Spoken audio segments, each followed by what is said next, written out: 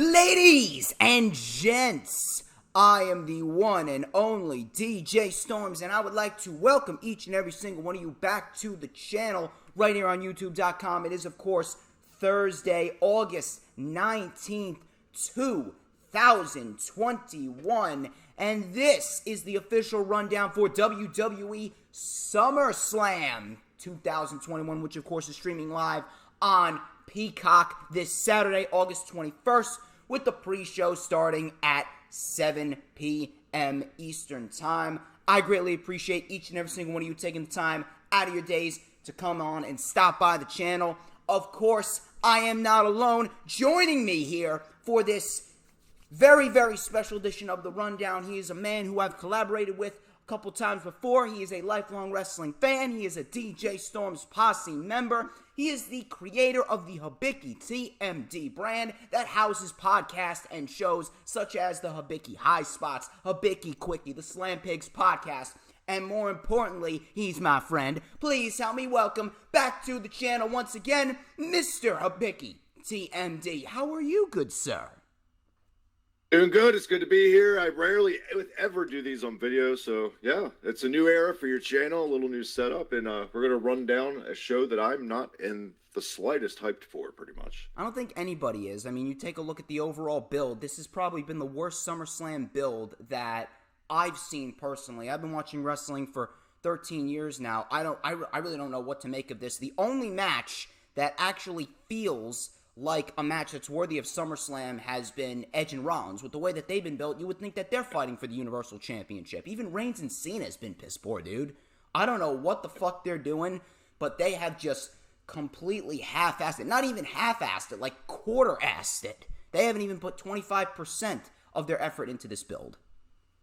It's been rough. It's been brutal. But I'd like to get your thoughts on the overall card before we start. Well, actually, before we get your thoughts on the overall card, major congratulations. You are now an engaged man, my friend. You're settling down.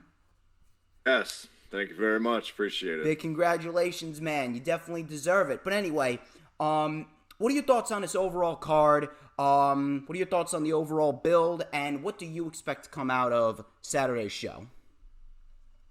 First and foremost, I thought Money in the Bank was actually pretty decent. I think on paper, this card, it should be way better than it is. Obviously, the build we talked about. I mean, a lot of these are rematches, too. Let's not forget. Shocker, right? Fucking. I mean, it's WWE. Yeah. So what the fuck are you going to do? I don't know what it's been. And obviously, it's been the build. But it's more than just the build. I think it's extremely low morale hanging around the company this entire summer with like the 100 releases and just. It's really hard to get behind this company right now, and I think that's a big factor, too, for me just not caring at all about this show. I'm more excited about a one-hour show on TNT on 10 p.m. this Friday than I am SummerSlam. And that's mainly the problem with the WWE right now. They just really don't give a fuck.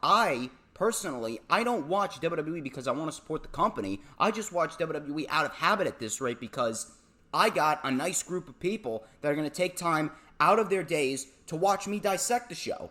If it was not for the fan base that I've built, there would be no DJ Storms, there would be no Rundown, no Lightning Flash update, and I would not be watching the WWE at all. I'd just be watching Dynamite and Rampage. Plain simple. It's the curse of having a community as a podcaster, because yes, it's awesome and we love our communities, but we're stuck watching these terrible shows on Mondays because we have communities that want to hear our opinions on it, so it's a double-edged sword. Do you even watch Monday Night Raw anymore? But please, be honest. No, I can barely get through like the highlights on the Twitter timeline half the time. It's gotten that bad. That's why I do it. That's why I watch Monday Night Raw, so you don't have to, because you see, you got your whole life ahead of you. Well, actually, I do too, but that's a different story. Even though I look older than I usually am. Trust me, I'll be combing this in a little bit. But anyway, where can we find you on social media before we get into the specifics of this card? Social media right now, the easiest way to catch what's coming up on the channel, new videos and such, and zany photos or whatever nerdy bullshit I want to put up, is just on Instagram, Hibiki TMD. Hibiki TMD on YouTube, retro gaming, pro wrestling, just like you're saying, all kind. If it's something nerdy, I guarantee you it's on my channel. I just like to do a big eclectic hybrid channel, things I'm into, and I've met some really cool people along the way. So yeah, there's two places right there, Instagram, YouTube for now. And I think you are stealing my gimmick there with the Blues Brothers sunglasses, but I'll let it slide just because you're an engaged. For one day only. For one day only. Yeah. Feels like it's the last time ever. I figured it's a new era for your channel, so we could be a tag team for video 1 of the new setup. Well, actually, this is like video 3, but it's actually video 1 of the Discord setup. I was using Skype for the previous collaborations, but you introduced me to Discord, so this should be the format going forward for the collaborations on the rundown. But we got a busy week ahead of us, indeed. It's already been a busy week. Going through Raw with NXT and obviously Dynamite, and now we got Smackdown and Rampage tomorrow. Of course, Rampage tomorrow. We got what time is it? What time is it? It's motherfucking clobbering time. But we're not talking about Rampage for now. But you can catch him obviously on Instagram at Hibiki_TMD. Subscribe to him on YouTube as well, Hibiki TMD. You can follow me on the Twitter sticks at HistoryMakerDJS. You'll find out why I am the operator of the best damn Twitter handle known to mankind. Please make sure you follow me on Instagram at TheDJStorms. Add me on Facebook for collaborations and business inquiries. Please send me an email. My email is, of course, StormsTakeOver@gmail.com. Like the official DJ Storms business page, and I may just send you an invite to join the official DJ Storms Posse group on Facebook.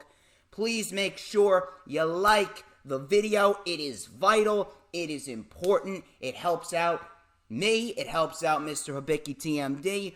We want to get to at least 30 likes. 30 likes is the goal for the rundown for SummerSlam 2021. So please, when you come in, hit that like button. And, of course, share out the stream on all platforms, social media. I'm talking about Twitter, Instagram, Facebook, Pinterest, Tumblr, whatever social media platforms that you use. It's vital that we get everybody in here. I'm talking about your mothers, your fathers, your brothers, your sisters, your sons, your daughters, your aunts, and your uncles, and your grandmothers, and your grandfathers, and your 4th, 5th, 6th, 7th, 8th, 9th, 10th cousins, twice, 3 times, 4 times, 5 times, 6 times removed, your dogs, your cats, and especially, this is the most important part, brother, and especially your guinea pigs, because I'm telling you right now, my laptop's running slow, and I got so many viruses lodged in my laptop because of all these fucking articles that I saved, saying that if guinea pigs are exposed to DJ Storms with a little dash of Hibiki TMD, I'm telling you right now, their hearts are said to have incredibly healthy movements. Their hearts are pumping and they're pumping and they're pumping and they're pumping, and they're going to live long, happy, healthy, fruitful lives. So if you got a guinea pig, please make sure you tell him or her that DJ Storms and Hibiki TMD are on YouTube on a Thursday night talking about SummerSlam going on Saturday.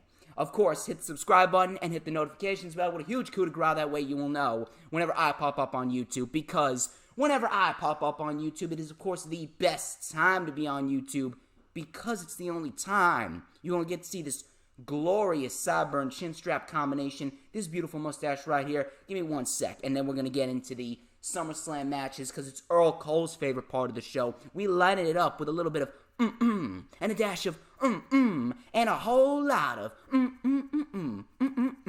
because everybody wants a piece of the Stormsmeister. You already know the drill. Anyway. Enough of the self-brand promotion, the advertisements. We're going to get straight into the matches. Let's start off by talking about the Smackdown Tag Team Championship match. Rey and Dominic Mysterio versus the Usos. I don't know why they gave the Usos the tag team titles to begin with. It was just an absolutely disgusting display by this company. Pretty much giving the okay that, hey, you can get behind the wheel drunk. You could put yourself in danger. You can put the lives of many others in danger. You could put the company in jeopardy as far as PR reasons go. But this company doesn't give a fuck. They really don't give a fuck because they don't want to jeopardize Roman Reigns and Mr. Dwayne Johnson at WrestleMania next year. So, at the end of the day, it is what it is. I don't expect this match to be bad. This is going to be a good match. Of course, all 4 of these guys are very, very good in the ring. All 4 of these guys, they can work. The match at Money in the Bank was very good for the pre-show. That was actually better than the women's Money in the Bank ladder match. I don't know what the fuck that match was.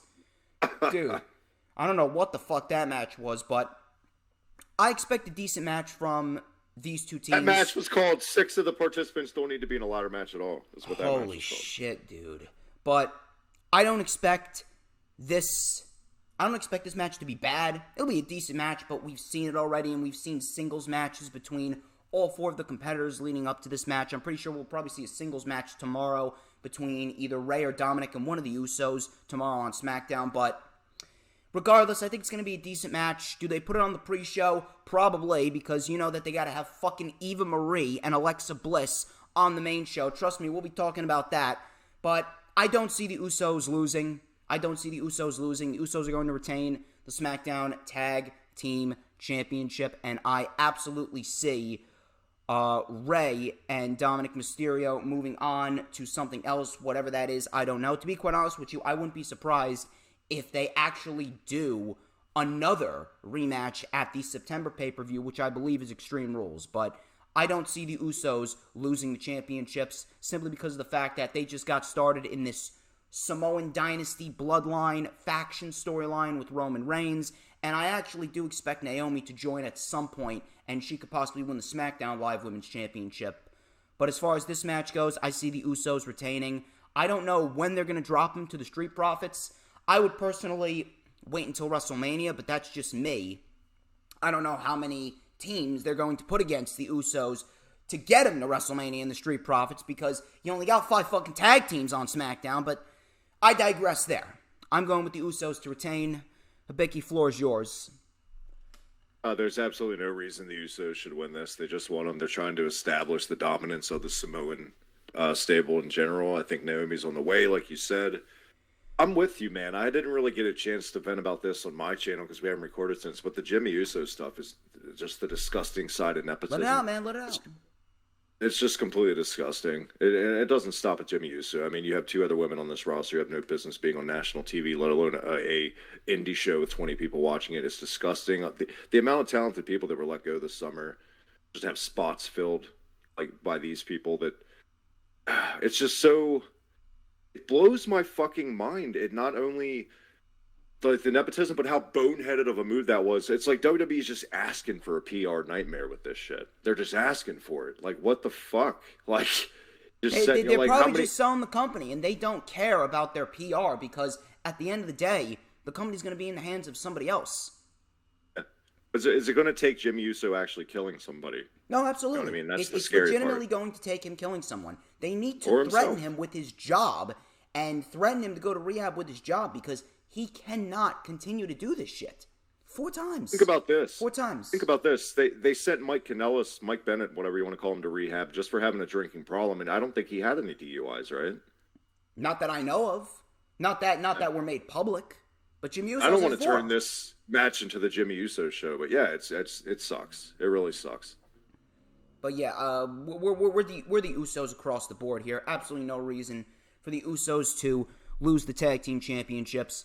Moving on to the next match, we got the self-absorbed manipulative cunt, aka Charlotte Flair, versus the woman with no identity, Rhea Ripley, versus Nikki Trash,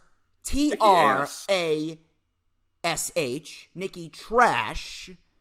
This is a triple threat match for the Raw Women's Championship, although you may as well call it the 24/7 Championship. I actually think that Reggie's fucking being booked better than the Raw Women's Championship and the Raw Women's division as a whole.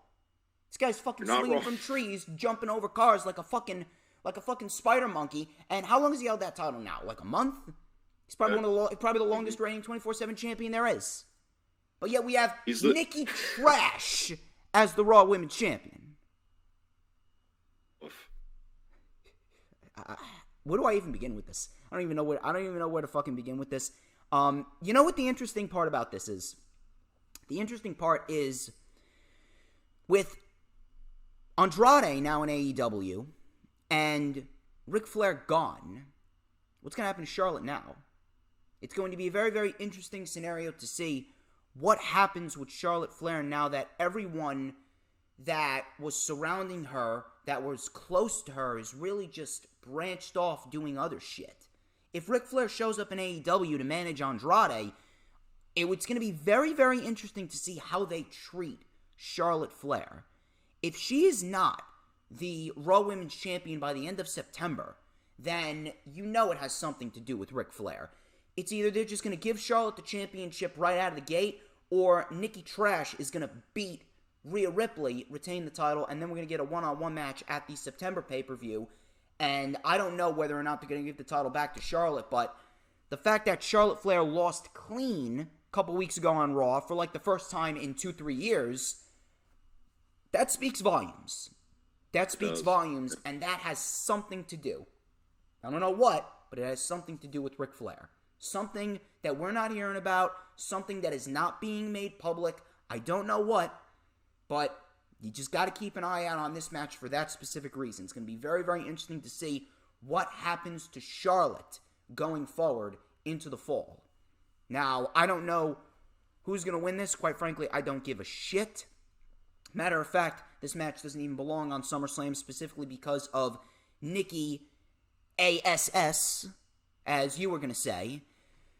But I actually think that Nikki's going to retain. I'm not even bullshitting you. I actually think that Nikki is going to retain by beating Rhea Ripley, and then we're going to get Charlotte Flair versus Nikki Trash at the September pay-per-view, whatever it may be, whether it be Extreme Rules, whether it be Clash Champions. I don't know, but that's what I can see happening. For some reason, I don't know, especially since she lost twice on the Go Home show for Monday Night Raw this past Monday, and you all know what happens with the person that stands tall on the Go Home show. They're not going to win at the pay-per-view. I would not be surprised if Nikki Trash pulls out the victory. What say you? Me personally, I do care who wins because I do want Rhea Ripley to succeed. I want her to have an identity. I want people to care about her, but the way they booked her, nobody does right now.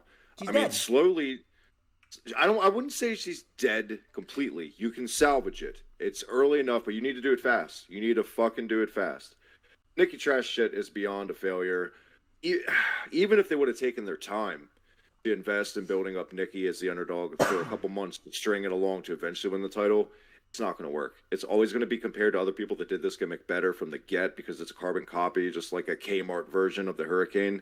It's not good. Well, again, like we discussed, dude, this is a gimmick that's outdated.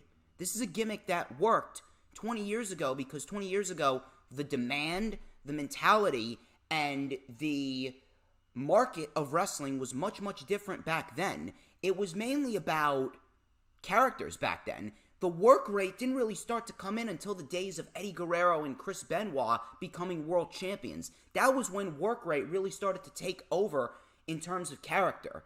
Nikki Trash, you see, there's some people that actually want to compare this shit to fucking Luchasaurus or Chris Statlander or Orange Cassidy. Major difference right there. They win matches on skill and skill alone because of their exceptional wrestling ability. When it comes to those three individuals, they are great pro wrestlers and they are presented as legitimate competition. Their gimmicks are just their gimmicks. That's a very minuscule part of what they do. Nikki Trash, she's coming out to superhero music. She's wearing a fucking mask. She's wearing a fucking cape. She has the fucking superhero name. She's saying shit like, I sleep with a nightlight on. Oh, because that's inspiring. We can all be almost superheroes. This fucking so accent bad. With this character, dude. Dude, and the biggest I have no slap respect across for the what face she did. with the biggest slap across the face with it all. It's why I love seeing this footage of like house show crowds fucking just booing the shit out of it.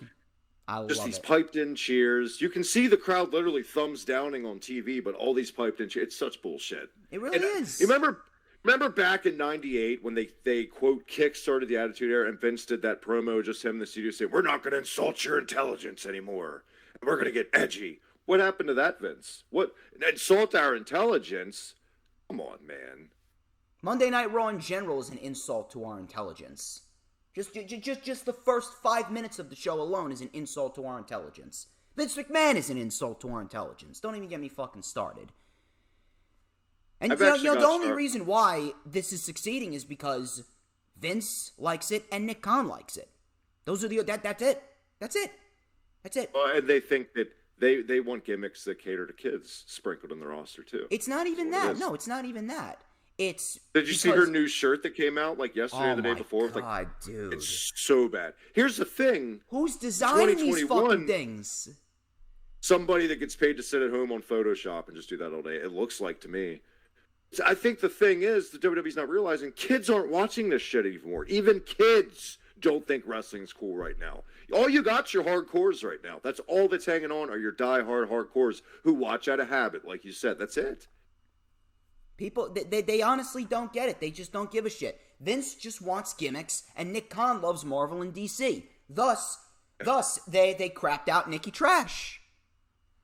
They crapped out Nikki stubborn Trash. as shit. Nikki ASH, Nikki Trash, Nikki Ass is gonna win this Sunday because they're stubborn and they're gonna try to do whatever the fuck they can to convince everybody that this should be over when it's not gonna work. And I try and tell people, dude. I try and tell people. I know we're probably spending a lot of time on this, but I try and tell people, dude. She sacrificed her dignity, her self-respect, and the quality of her character for an old fuck that does not give one single shit about her and will easily fucking release her. If she didn't come up with this gimmick, she would have been released. And she has to fucking know that.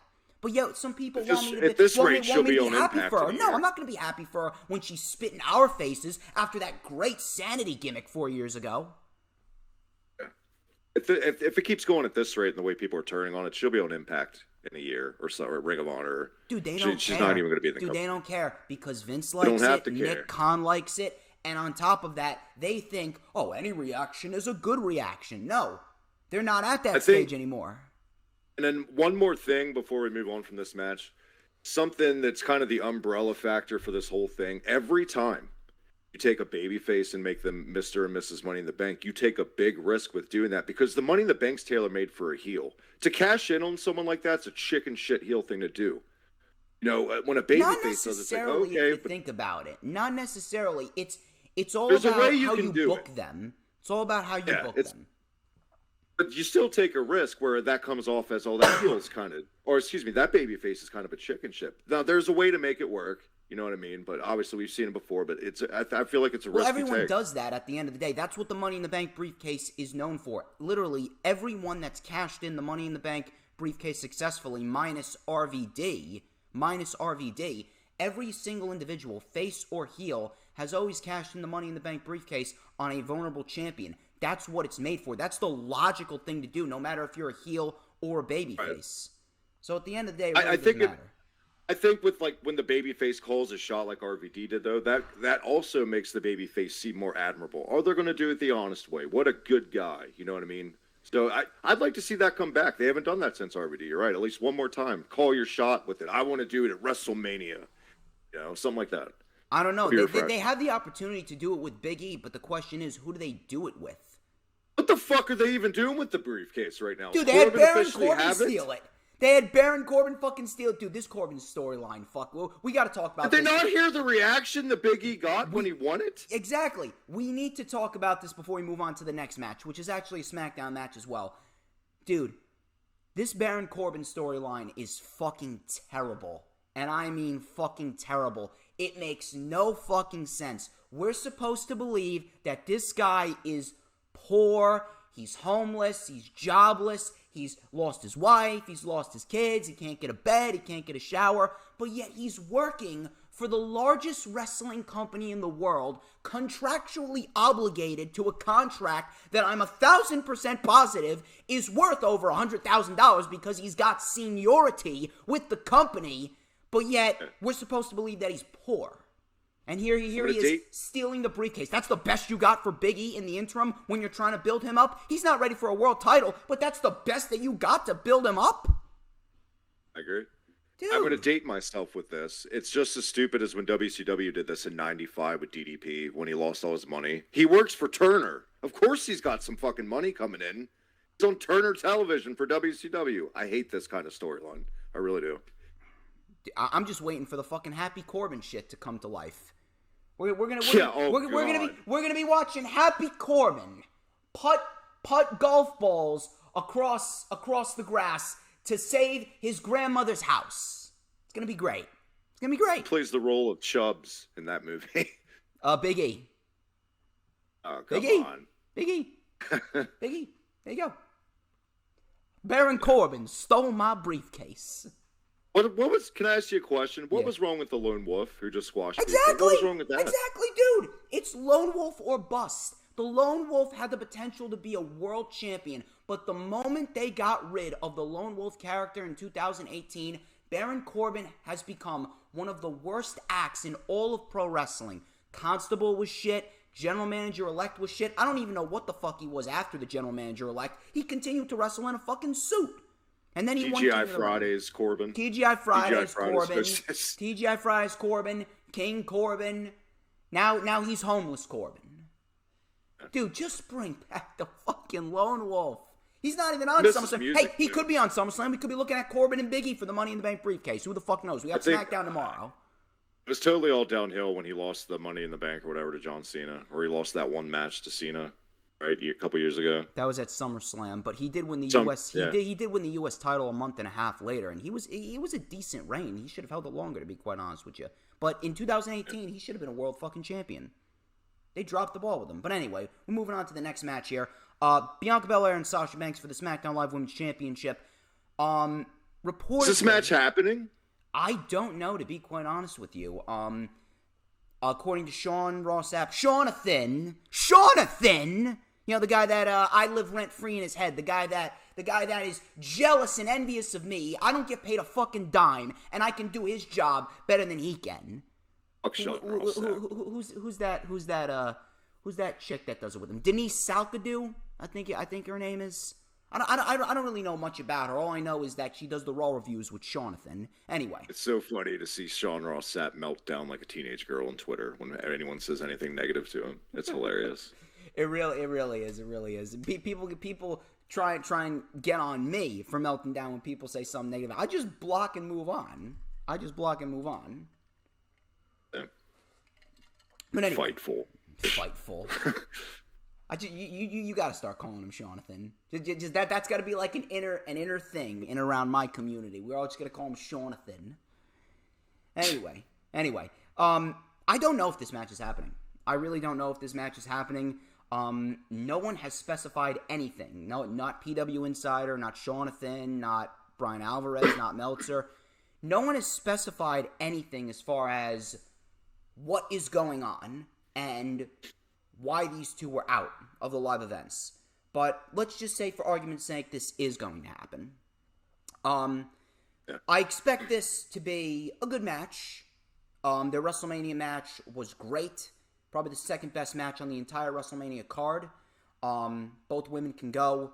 We already know how good Bianca Belaire is at such a young age. Sasha Banks, don't even need to go there. One of the greatest female performers of this generation, if not the best. I don't see Sasha winning the title back. I would not be mad if she does, because obviously she deserves it. But at the end of the day, it really wouldn't do anything. I mean, at the end of the day, it doesn't matter who the title's on. It doesn't matter if it's on Sasha. It doesn't matter if it's on Bayley, if it's on Bianca. They're going to book the champion like shit anyway. But what I would do, I would actually have Bianca retain. And I, personally, I would use Queen of the Ring, which is reportedly happening. Queen of the Ring is reportedly happening in October at the Saudi show, Crown Jewel. I would either give the Queen of the Ring to either Naomi, and I would not give her a shit queen gimmick like they do with the fucking Kings. Enough with that bullshit. Give her a fucking SmackDown Women's title opportunity, have her win, have her beat Bianca, and have her join Roman and the Usos. Or you could do this, and now this is innovative. You can do Sonya Deville winning the tournament. Sonya Deville wins it, and if you want to, you could have easily played up the Liv Morgan storyline, but Liv Morgan's been missing for the last fucking month. Same thing with Toni Storm. I was about to say, you got Toni Storm just sitting there. Dude, she beat Zelina Vega. She hasn't been seen in 3 weeks. That's a hell of a way to establish her if they'd have her win the Queen of the Ring. You could have Toni or Liv get built up to win the Royal Rumble. Sonya wins the Queen of the Ring. She beats Bianca. And then Toni or Liv wins the Royal Rumble. You could do Toni or Liv versus Sonya at WrestleMania. That way you make the Queen of the Ring, the Royal Rumble, and the SmackDown Women's title all feel important. Will they do that? Absolutely not, because that makes sense. They'll probably have fucking Charlotte win it. And I think Charlotte should be in the tournament. I think she should go all the way to the finals, but lose in the finals. And you reserve that spot for like a Toni Storm, like a Liv Morgan, who gets that win over Charlotte in her own tournament, so to speak. That's how you book it. That's what I would do, absolutely. But as far as this match goes, again, I would not be mad if Sasha Banks wins, but at the end of the day, it's really not going to do anything for her. It's really not going to do anything for doesn't need it. Yeah, it's really not going to do anything for Sasha. It's really not going to do anything for Bellaire. And at the end of the day, no matter who has the championship, they're going to be booked like shit. But I'm going with Bianca Belair. I'm going to go with Bianca Belair. I think she's going to retain. I don't know who they have her drop the championship to. I would absolutely give it to either Sonya or Naomi. And to be quite honest with you, considering Roman mentioned Naomi in an interview, I think they could go with Naomi. Plus, Naomi's quietly been moved to SmackDown. So I'm going to go with Bianca Belair. Let me hear it. I think you go Bianca Belair, too. I think they want to use this match. I think the whole reason Zelina Vega and Carmella are there, they want this match to have Belair overcome the odds. So you really want to root for her. You know what I mean? I think there's a lot of shenanigans with those two getting involved, but Belair overcome. It doesn't. But while we're here, we might as well book it like this. Sasha Banks 8 months ago. Zelina Vega called Sasha Banks ratchet, but here they are supporting her. Exactly. That one went over White Castle Pritchard's head. If they want to book it illogically, then we might as well make the best out of what we got, I guess, is what I'm doing. So have Belair overcome the odds on the next. I hate this company, dude. I really do.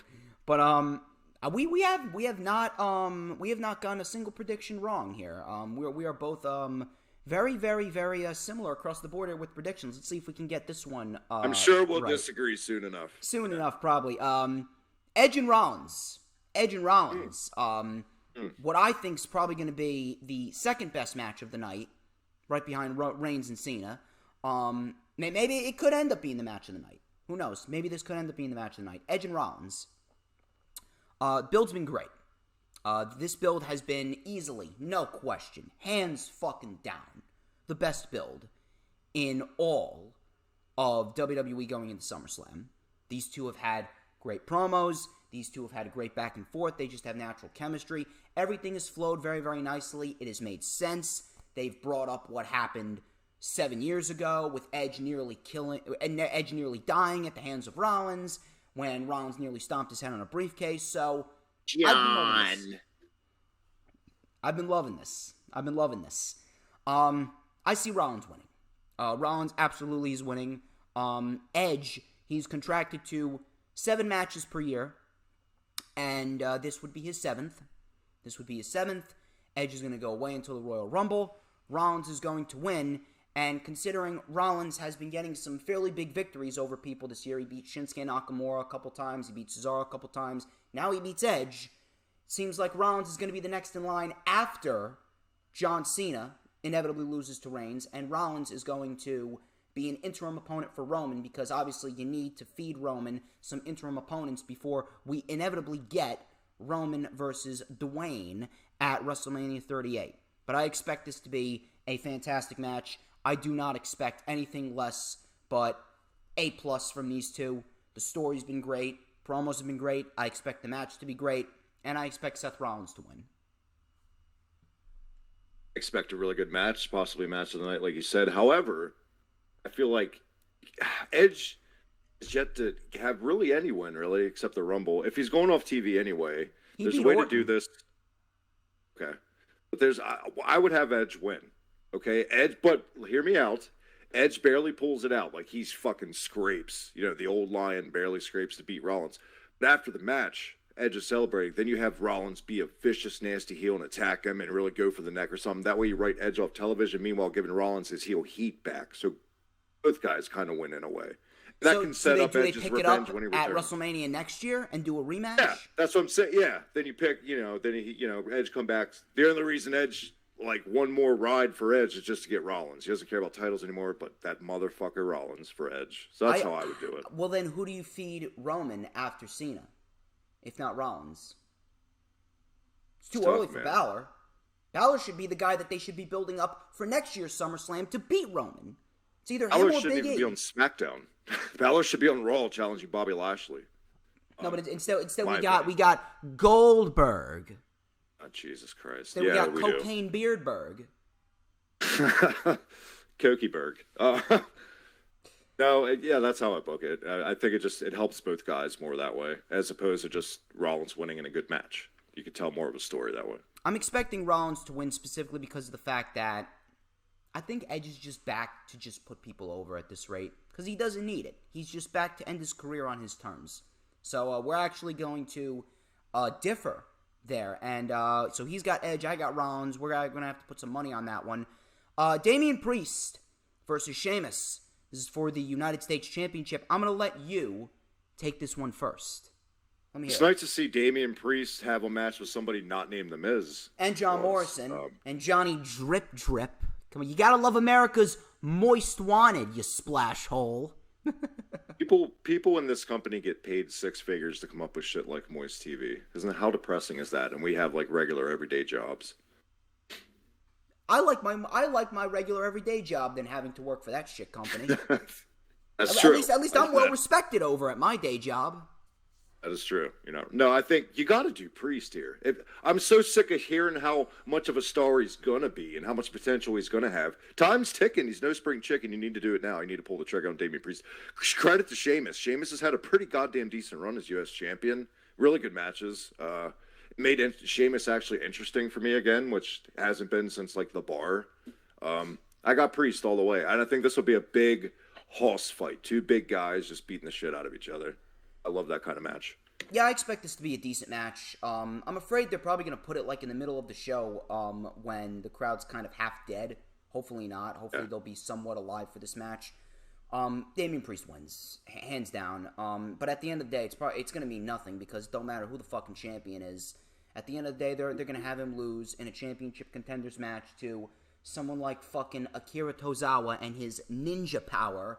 And, of course, we're going to see Tozawa against Damien Priest for the U.S. title, where Tozawa's still running around like fucking Kung Fu Naki 2.0.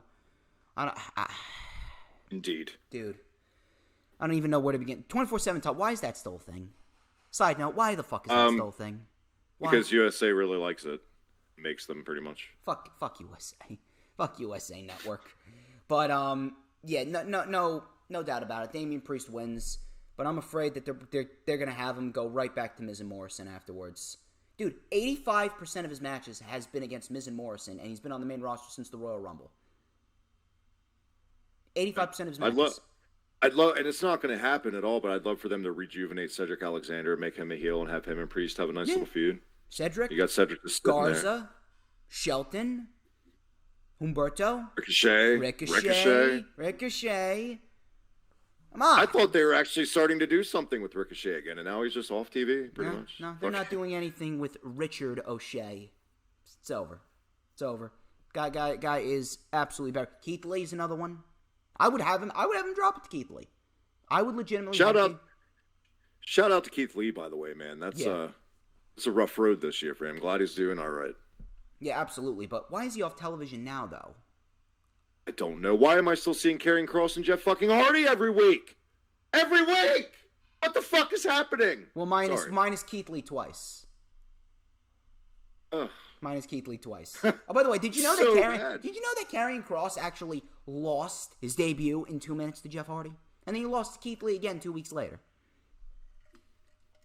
And why am I supposed to care about this match with Samoa Joe at all? I don't, and I should be fucking hyped for that match, but I think it's going to be a great match. It'll be a great match. Yeah. I still think the 3 stages of Hell match with O'Reilly and Cole is going to be better, but that's just me. But I think that it's going to be a good horse fight with Kross and Joe. But holy shit, they are destroying NXT, especially with that new fucking edict. Still 1997 to Vincent Kennedy McMahon.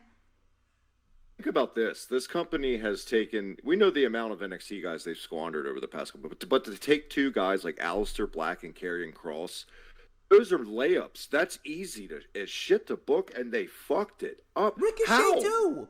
Ricochet, Enzo and Cass, The Ascension, the Vaudevillains, Andrade. Oh, man, Robert The Ascension Roode. still... I'm not over The Ascension still. I loved them when they were in NXT. The fans loved them when they were in NXT. Lucha Dragons. Lucha Dragons. The list Hideo goes on and Itami. on. Emma. Yep. Asuka, too. Asuka. We could sit here for 3 more hours and just go through the list of guys they've squandered from NXT. Dude, it's only that about bad. 8 or 9 people from NXT have succeeded. The Shield, the Horsewomen, maybe Kevin Owens, and then maybe Shinsuke Nakamura. That's it. Maybe. I said maybe. Yeah. I said And maybe. those last two are questionable. I said maybe. Yeah. I said maybe. Yeah. But like when you take a look at them, I'm going based on accomplishments because Kevin Owens is a former Universal Champion, 2-time Intercontinental Champion, 3-time U.S. Champion. Nakamura, Tag Team Champion, Royal Rumble winner. Would you say they fucked up Balor? Oh no, absolutely they fucked. Yeah, absolutely they fucked up Balor. Balor not enough died. Demon. Balor died. Not enough Demon. You got to balance. It's not even shit. not enough Demon. I love Finn Balor, but too much of a smiley doofus. Too many matches with fucking Bobby Lashley. You have this built-in storyline with Balor that's been sitting there for like 3 fucking years now. He never got his win. He never lost that title. And he hasn't gotten that title back. Fucking shame, man. But where were we? Damien Priest and Sheamus. So we're Damien Priest across the board here. We got Jiggle My Balls, a.k.a. Jinder Mahal. Oh, my God. Versus, come on, you gotta love the Maharaja. You gotta love the Maharaja. Tender Mahal. Look him up on Tinder, guys. Drew McIntyre and Jinder Mahal, they will wrestle. Oh, by the way, Veer and Shanky, I don't know who's coming up with these fucking names, but they are banned from ringside.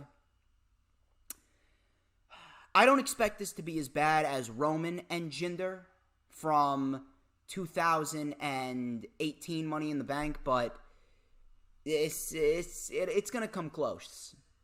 It's gonna come close, dude.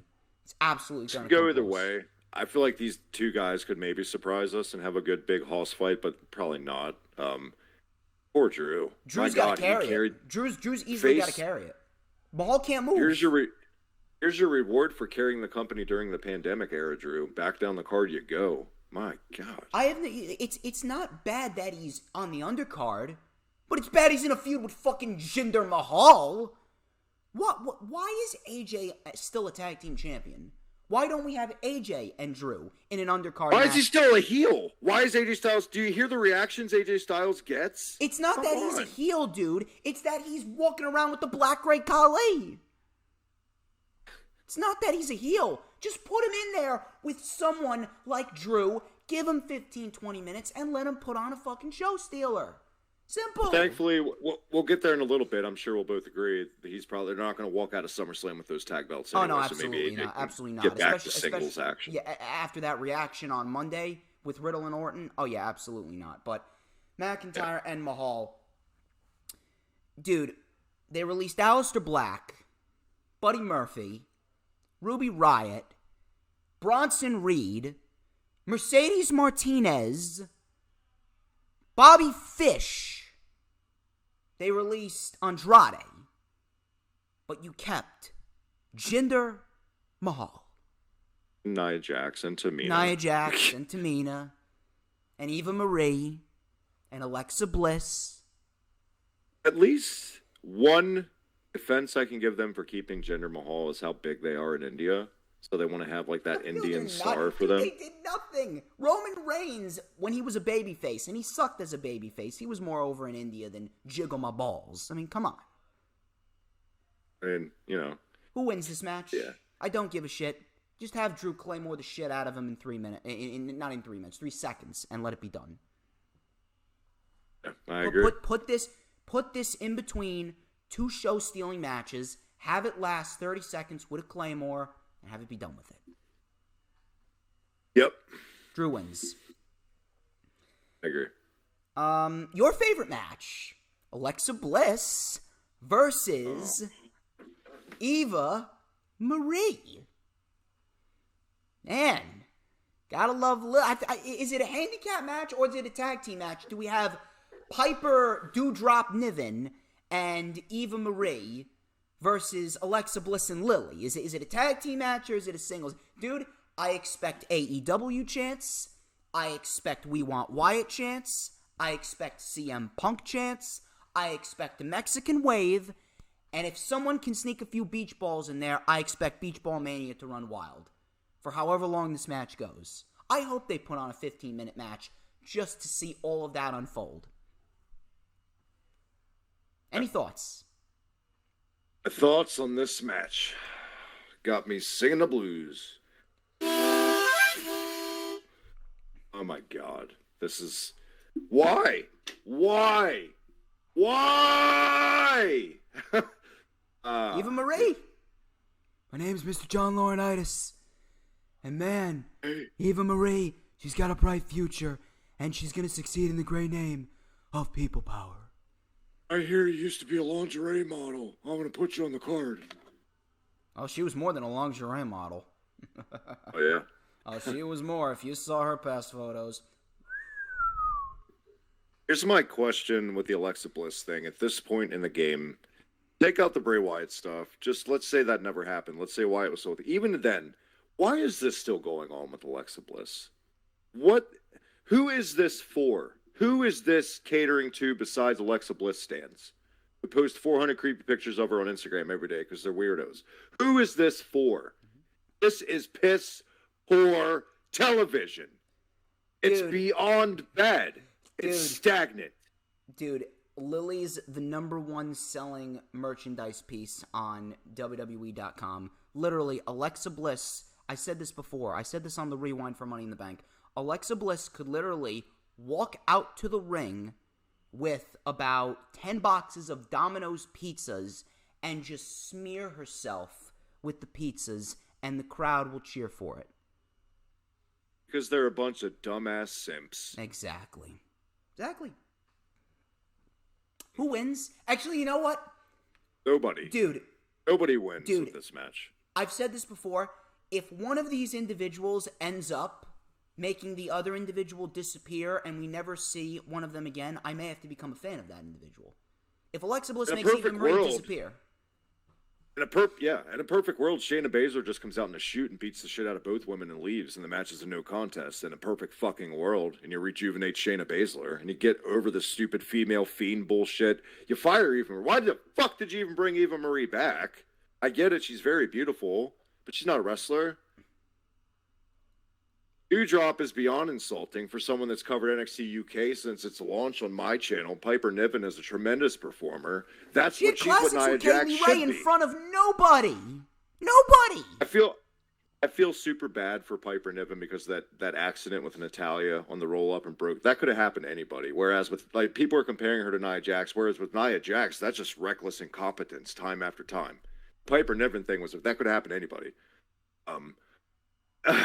Can we just move on from this match before I have an aneurysm? Yeah. I can't do it. Oh my God. But who wins? Fuck you, WWE. Who wins? Alexa. It's got to be Alexa Bliss. Yeah, it's got to be. Look, if one of them end up going away forever, then I probably am gonna have to become a fan of the other individual, whatever it may be. Please, Alexa, if you're watching this, listen here. You may be a selfish cunt to continue to do Bray Wyatt's gimmick, but I need you to do me a favor. Please, make Eva Marie disappear. Please, sick Lily on Bruce Pritchard for me, so that way you could shave a few pounds off of him. Please. Anyway. Be fair to Alexa Bliss. She's just doing her job. She's just doing what they're telling her to do. But she does have pull backstage, so she can say, I don't want to do... Does she? Yes, she does. She's a company favorite. She's a company favorite.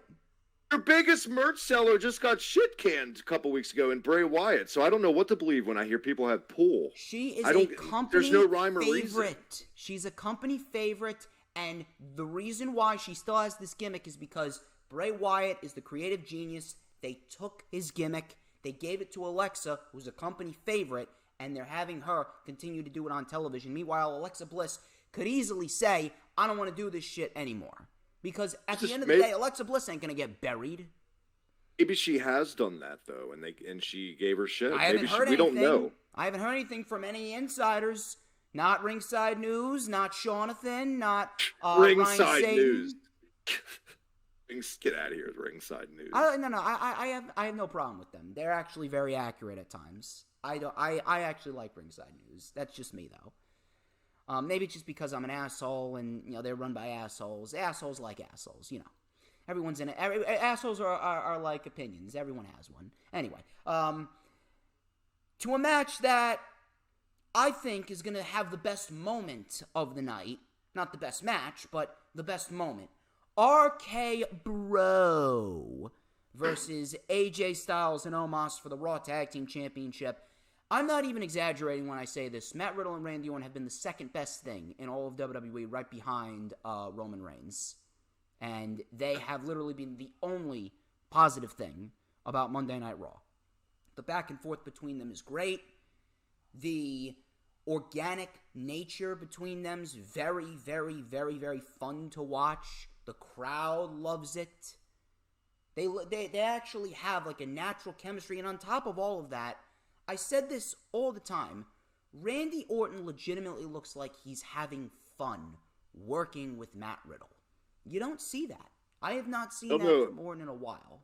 Did you catch Randy Orton's guest appearance on the Kurt Angle podcast like a couple months ago? A month or two ago? He first actually met Matt Riddle. He didn't like him, but he's become one of his favorite people backstage. So you can totally tell that Orton's trying to get this kid over, and he likes him. And that's going to favor well for Matt Riddle in the long run. What this is going to do is this is not only going to get Matt Riddle another championship on his resume and start building a resume like we all know he should be building a resume, but what this is going to do after the inevitable breakup, Orton, he likes him, so then he'll advocate for Riddle to go over, and hopefully by WrestleMania next year, we could be looking at Matt Riddle as the WWE champion. Did you book Matt Riddle to win the Royal Rumble? Is that your number one prospect to win it this year?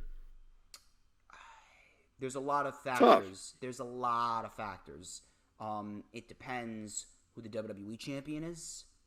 It depends on who they've had lined up for Roman. It depends on what they're doing with Big E.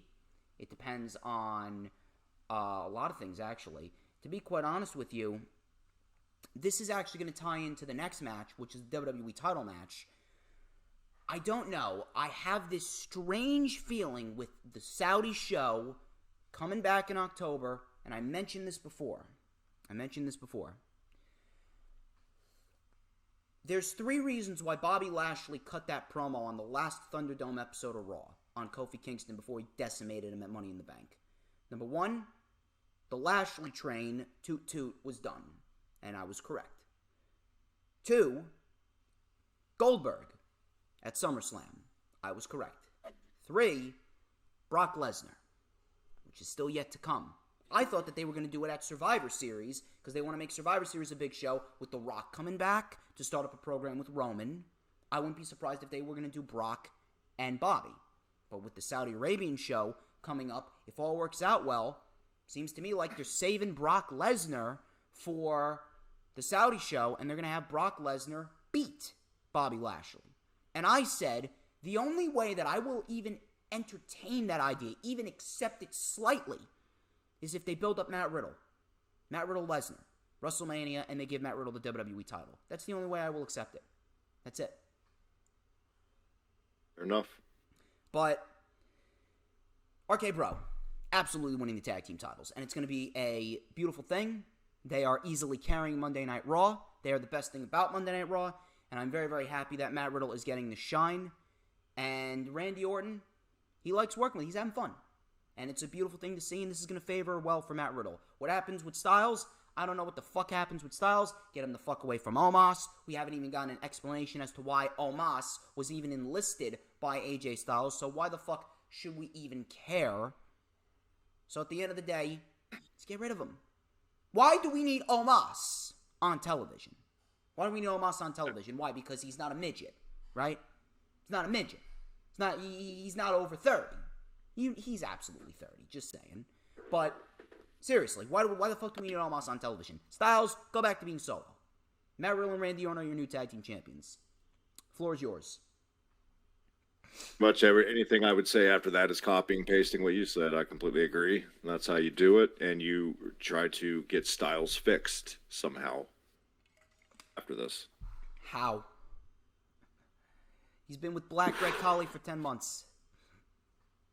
Here I say, move shows. Maybe one. I know there's a draft coming up soon this fall. We'll see what happens there. I think it may be in October, but it's a terrible place for a draft anyway. But anyway, I could see him if he moved to SmackDown, being a guy to work with Big E in a little program to kind of get Big E a little more ready to be in there with like top names. and then Big E like wins that feud by the end of it. They're gonna have to get him ready at some point, dude. They're gonna have to. They have to. They have to. They absolutely. What better guy than AJ Styles? Goldberg, man. Which, by the way, I'm not sure if you know this. He's doing it for his son. Doing it for his son Gage. Goldberg. Goldberg. Cocaine. Beardberg. Oldberg. Saggy Pexberg. Versus Bobby Lashley. It's for the WWE Championship. I'm not sure if you were aware of this, Mr. Hibiki. This is not lasting over 3 minutes, and Goldberg is not winning the title. If he does, I'm going to be pissed. But to be quite honest, I would not be surprised if Goldberg wins and Big E cashes in afterwards. What if they did a thing where Goldberg's son turns on him? He helps Lashley win. That would be so Gage stupid, is going to be the biggest hilarious. babyface of the night after Goldberg killed the No, Fiend. right? Yeah. Age of Mania running wild after that if they book it that way. Ay. Dude. Gotta be Lashley. Why the fuck wouldn't it be Bobby Lashley? Yeah, absolutely. You know, could you imagine, though, after this dominant fucking, like, the Fiend all over again, could you just imagine? I mean, he lost to reactions? Xavier Woods, so, crazier things have happened. It's true. But it's lost gotta be to, Lashley. Lost to Kofi Kingston. Who else did he lose to? I think Matt Riddle pinned him this year when he was U.S. champion. By the way, what the hell was that spear Monday night? That was a hug. He just hugged him. What the fuck was that, Goldberg? Weak ass tackle. God. I mean, come on. Nia Jax can't wrestle, and she does more impactful moves than that. Come on, Bill. Come on, Bill. The main question here is what we just asked with AJ Styles. What next for Lashley after this? I don't fucking know. Probably Lesnar at the Saudi show. I wouldn't be surprised. It's either Lesnar or Keith Lee. Or maybe they do have Big E cash in. I don't know. I honestly don't know. They legitimately have nobody for Lashley. Knowing them, they'll do Jeff Hardy in like an underdog story. I really don't know. I mean, like, they could build up Bobby Lashley and have Matt Riddle and Bobby Lashley at WrestleMania. I'm surprised that, like, dude, none of their matches ever lived up to the hype. Riddle and Lashley. Yeah, they should have been way better. The match have gone like 3 fucking minutes. Yeah. All we got from that was Riddle is Lashley's bitch. Thankfully, he's with RK Bro now. Remember when he stepped on his foot? How stupid. That was like out of a cartoon. I think that was Sheamus. Oh, anyway. I think Sheamus hit him with the scooter as well. Definitely will not go longer than 3 minutes, thank God. And I think the fans are 100% behind Lashley, as they should be. What do they do with? I'm trying to think. What do they do with Lashley? I mean, I think everybody would like them to hurry up and fix Keith Lee somewhat, but it's not going to happen. Not this soon. Well, if Keith Lee goes up against Lashley, then obviously Keith Lee needs to win. Yeah. I would personally save Keith Lee for Damien Priest. Damien Priest. He drops the title to Keith Lee. I would build up a younger guy. The shit they've been pulling lately with this company, I can see them literally making Bobby Lashley's little fall program, which is just a transitional program, Jeff Hardy. One more run for Jeff Hardy. Can he shock the world like he did with Karrion Kross? I mean, he lost to Karrion Kross twice, but I wouldn't put it past this company. Bobby Lashley wins. Main event. Right. One match I give a shit about. Dude, the promos have been... Dude, this build has been terrible for this match. Why is there no Mercy match? They had a better build than this. Dude, it's like they're acting like their No Mercy match didn't even exist. There's so much material here just sitting that they could have used for this, and it's so disappointing that they didn't. And you have 2 guys that can totally pull it off, too, if you give them some free reign. Why are you doing penis jokes and Nikki Bella jokes?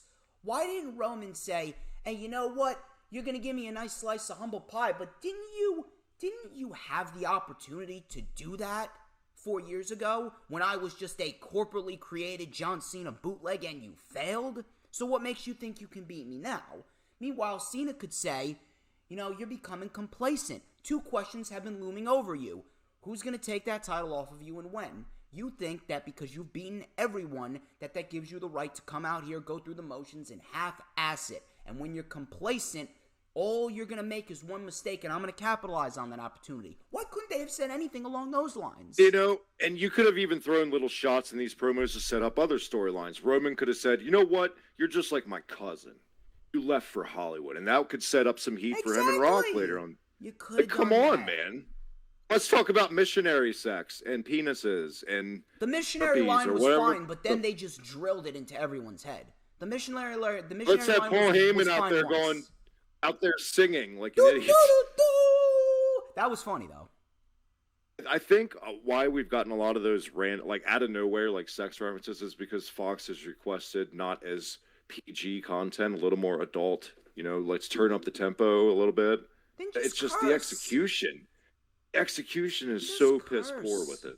You don't need to make dick jokes. Just that's Doc Gallows' job. Just curse. Just say I'm gonna beat your ass. Just say ass. Just say douchebag. Just say you son of a bitch. Just say you're a piece of shit. AEW can say shit, so I mean. Well, AEW says one shit probably once a week, maybe even once every other week. But even then.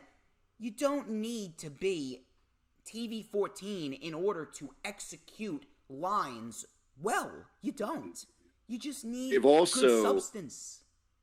I think the elephant in the room with this, too, why haven't they used the 17-time champion more in this build-up? That should have been the main focal point of this entire fucking little feud, is that 17th title for Cena. But we've heard it maybe 2 or 3 times. Barely talked about. That's They're just selling it on name value alone. They're selling it on name value alone because the company is fucking lazy. It's amazing how a company doesn't trust the next generation of stars, but at the same time, it's on them because it's their responsibility to groom the next generation of stars. You're essentially shooting yourself in the fucking foot. Is making the next generation of stars, but WWE. What are they going to do when all these guys can't cut it? Are they going to put Goldberg and The Undertaker out there in fucking wheelchairs at WrestleMania? Even when they're not, and when people, lately with Christian winning the Impact title, whoa, you guys bitch about Goldberg. The difference is, here's the big fucking difference to say, and you fucking idiots to compare that to Goldberg. Taylor, what the fuck was that? Christian. Taylor. Taylor hey, ham? Shout out I to Taylor. I could use some Taylor ham with grilled cheese, dude. I could use some of that. I mean, you got me hungry now. I could use some of that. Nice Italian bread with different types of cheddars. We got the white cheddar. We got the yellow cheddar. Nice Taylor ham. I'm liking it. Capicola. There you go. I'm liking it. Totally forgot what I was going to say. I'm thinking about deli You were talking meats. about Christian Cage winning the Impact World title on Rampage. Difference is, Christian, it balances. He's used as a tool to help bring up new guys. Whereas Goldberg, it just, hey, I got to get my paydays in because it's in my contract. The difference is that Christian can wrestle a match longer than 90 seconds. And Christian didn't get the actual closure on his terms when they wouldn't let him wrestle for 9 fucking years. So it's a great comeback more story. Than 3 years. As soon as this deal is up, Christian is retiring. Christian's doing this, and on top of that, it's to help further the Forbidden Door initiative. It's all for a reason. To help further the Forbidden Door initiative, to help generate interest in Rampage, and on top of that, he didn't necessarily beat him clean. Omega lost because of a kill switch on a chair. So in a sense, he looks strong. Meanwhile, Goldberg beat The Fiend in 3 minutes after The Fiend took 60 curb stomps. He got electrocuted. He got hit with a sledgehammer, a ladder, a toolbox. But Goldberg beat him with 4 spears and a botched jackhammer. My favorite thing with the WWE bootlickers with the whole Goldberg thing, and people seem to fucking forget this, but I lived through the goddamn Attitude Era, and I can tell you plain as day, Goldberg was only really, quote, beloved by fans for maybe a year until people started resenting it. That's why they cheered Nash beating Goldberg at Starrcade. That's why they cheered the Finger Poke of Doom. People were fucking sick of Goldberg. That's why when he came back in 03, they cheered for The Rock in that fucking match. know what I mean? So when these bootlickers on WWE are always like, "Oh, you got Goldberg's an actual star. You don't understand mainstream fans, and they want to see." No, fans haven't wanted to see Goldberg since '99. Wake up! What the fuck are you talking about? You have a whole network to study up on. Use it. You want to know what's funny? Jesus. Vince McMahon's like, no one's starting in their 30s, but yet John Cena's getting a world title match. Goldberg's getting a world title match. Edge is in a big money match. What are we doing here? What the fuck are we doing here? Roman Reigns The wins. reign of terror in Triple H, with Triple H in 03. One of the most miserable times in WWE history. Everybody loathed Triple H that entire year. It was insufferable. It was bad. But the one guy that year that fans fucking cheered for Triple H against was Bill Goldberg. Think about that. Think about that. That's the amount of resentment fans have had with Goldberg for decades. And I don't get it. I really don't get it. I'm going Roman Reigns, but I'd be lying if I said good match. It's going to be a spectacle match like Rock and Hogan. That's what it's going to be. It's not going to be a 5-star in-ring class. Rock and Hogan was a good wrestling match. No, I agree. But you can have a good match and have it be a but it was a spectacle. good match. Right. And I think that's what this will be. You got two guys that are masters of working the crowd, two guys that are masters of pacing. I think it'll be a great spectacle match like a Rock and Hogan. I think Roman wins, but I wouldn't be surprised, just so WWE can throw a curveball at everyone, if we get number 17 for Cena. I wouldn't be completely shocked. That's not happening. I don't know, man. I think someone pitched the idea. I'm not sure who it was. Someone pitched the idea on Twitter that Cena's obviously losing, and then obviously he's going to be in MSG. We could see Cena and Balor. Balor's going to win, and then Balor could be Roman Reigns' next opponent. So Cena's pretty much back to just put people over. That's just me, but the crowd is definitely going to make this match better than it is. I still don't think it's going to be a bad match because I think the best overall wrestling match is probably going to be either Edge and Rollins, or if they want to, maybe Sasha and Bianca if it happens. Yeah, if it happens, or Priest and Sheamus if they give them time, because I think those two can put on a damn good match. Right. This match will it'll definitely be better than Rock and Cena, but it won't be better than Rock and Hogan. It'll be in between Rock that. and Cena 2, because Rock and Cena 1 wasn't bad. Rock and Cena 1 wasn't bad. Rock and Cena 2. Ugh. I was there. I was in attendance, actually. Right. I was that 14. I didn't know any better. That entire match was 20 minutes of let's reverse each other's finisher. That's all that match was. How many rock bottoms and AAs were there in that match? Jesus Christ, I don't even know. We should actually make an episode reviewing WrestleMania 29, and we got the counter on the bottom. We got to count it. Yeah. Anyway. Yeah. We're Roman Reigns across the board here. That wraps up this edition of The Rundown. I'd like to thank each and every single one of you who tuned into this video. Mr. Hibiki TMD, I greatly appreciate you taking the time out of your day to talk some SummerSlam or Summer Bland, the most ordinary party of the summer. No one gives a shit about the show. Shit or slam. I still the real SummerSlam's happening tomorrow on Friday, because you already know the drill. You already know what's happening there. History is upon us. And Plus, during the few TakeOver's moments that we such a better have left. show. What'd you say? So TakeOver is going to be a better show than SummerSlam. Oh, no, absolutely. Also, and that's going to be in front of the Capitol Wrestling Center. Ugh. But it's interesting that they reportedly wanted to make this year's WrestleMania, and the build has been terrible, and the card outside of a couple matches is nothing but rematches and matches that don't even belong on a fucking house show. Jinder Mahal. But Eva Marie, Alexa Bliss. But so Eva and Alexa, they got a match, and Jinder Mahal is a match, but the Intercontinental Championship's not on the show. Shinsuke Nakamura and Apollo Crews, two of the best wrestlers in the company, they don't get the match. At least they didn't put Tamina on pay-per-view this time. Oh, they would have if Natalya could have competed. Oh, they would have, for sure. So thank you, Dewdrop, for breaking Natalya's ankle, I guess. And her name's Piper fucking Niven. Ooh. Where can we find you again on social media one last time? Hibiki TMD on YouTube. Retro Gaming, Pro Wrestling, Heavy Metal Podcast, everything in between, and Instagram, Hibiki TMD. Man, thank you so much for having me. It's good to be back. I'm actually glad for once I work this Saturday, and I won't have to watch this abysmal excuse for the second biggest show of the year. That's why you got me. Thank you, my friend. That's why you got me. Appreciate you. Do not worry about it. He's Hibiki TMD. I'm DJ Storms, and this has been The Rundown, and I will catch you guys tomorrow live for the Lightning Flash update. I hope to see you there, sir. Peace.